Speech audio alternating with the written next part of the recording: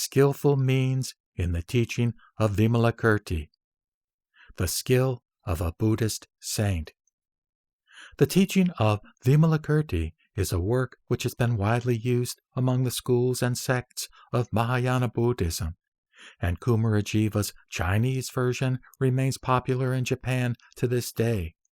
One reason for this is undoubtedly the fact that the leading figure in it, Vimalakirti, is a layman, with whom other laymen in ordinary walks of life can identify themselves.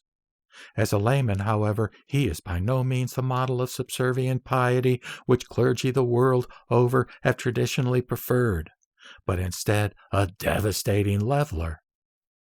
Leading monastic disciples of the Buddha dare not visit Vimalakirti when he is ill, for fear of being worsted in debate on the meaning of the Buddha's doctrine. Only Manjushri will go to see him, and when these two meet together, the result is a major discourse on the Mahayana logic of equality associated with the term sunyata, or emptiness. Vimalakirti is also a model of the skill required to cultivate the qualities of a Buddha-to-be in the contingencies of daily life, and is famed for his ability to perform, quote, contradictory acts, close quote.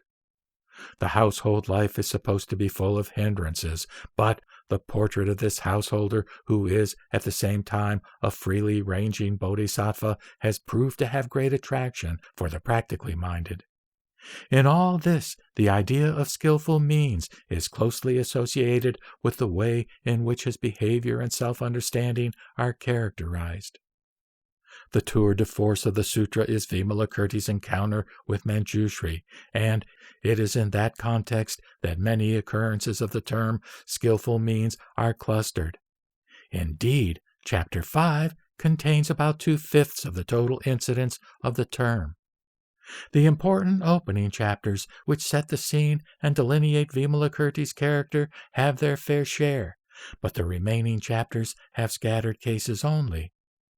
Some very incidental usage refers to the skillful means of the Buddha himself along the lines observed in the Lotus Sutra.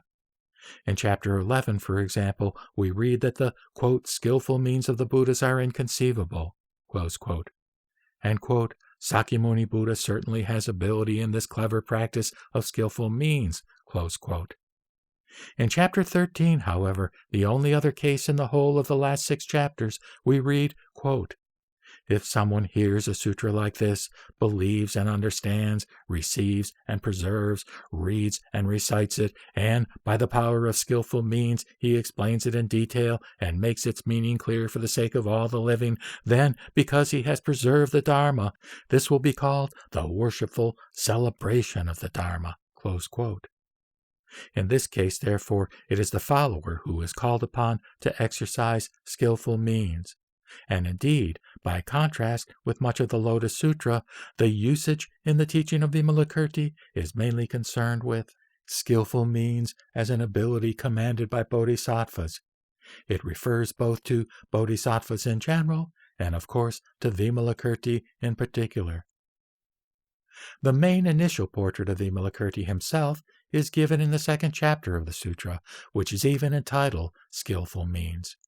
He is described as an elder living in the city of Vaisali, who has already made far-reaching progress in Buddhism. His many abilities have come to fruition under countless Buddhas in previous times, and he has vanquished the evil tempter, Mara. We then find the concept of skillful means acting as a hinge between his own attainment and his service to others, when we read as follows, quote, he had entered the gate of deep Dharma, was able in the exercise of insight, was thoroughly conversant with skillful means, had brought great vows to fruition, knew the mental tendencies of living beings, and could distinguish the sharpness and obtuseness of their faculties. And like a Buddha, he is in a position to be active in many ways calculated to bring beings across from their ignorance and suffering. There follows an extensive catalogue of the ways in which Vimalakirti accommodates himself to the ways of the world in order to bring out the meaning of Buddhist teaching in a manner suited to those who are in need of it. But this extremely varied list of activities is prefaced and concluded by the controlling term skillful means. Thus, the very fact of his living in Vaisali is due to his skillfulness in means, applied, quote, because he wished to save people, close quote. At the end of the list of his activities, it is said that the town elder, Vimalakirti, quote, brought abundant benefit to living beings by the use of countless skillful means like these, close quote. The importance of these two occurrences can scarcely be exaggerated, for they mean that the content of the list occurring in between gives body to what is meant by skillful means. The portrait really shows Vimalakirti as being in the world but not of it. The appearances are of one sort and the realities of another. The appearance is of a layman living as a householder with wife and children, wearing decorative ornaments, and eating and drinking. The reality is of one who, within the household life, is not attached to the world, but who delights in continence, isolation, and meditation. We read in some of one who, though living in the world, cultivates the discipline normally associated with a religious ascetic. Such a vantage point may seem subversive of organized religion, for if this is a desirable style, it might be asked, what then would be the role of the religious who leave the world and renounce the household life? Indeed, various aspects of monastic life are quite critically treated later in the Sutra. Nor does Vimalakirti stay within his house. He is to be seen in law courts, businesses and schools, brothels, drinking houses, and gambling dens. He converses with Brahmins, officials, and princes, with harem girls, with the ordinary people in general, and with the various kinds of deity. None of these activities, however, disturbs his resolute establishment in the great vehicle. On the contrary, he is able in each case to give just what is needed to those who are entangled in these various walks of life. Immersion into some such aspect of everyday life is the device or means.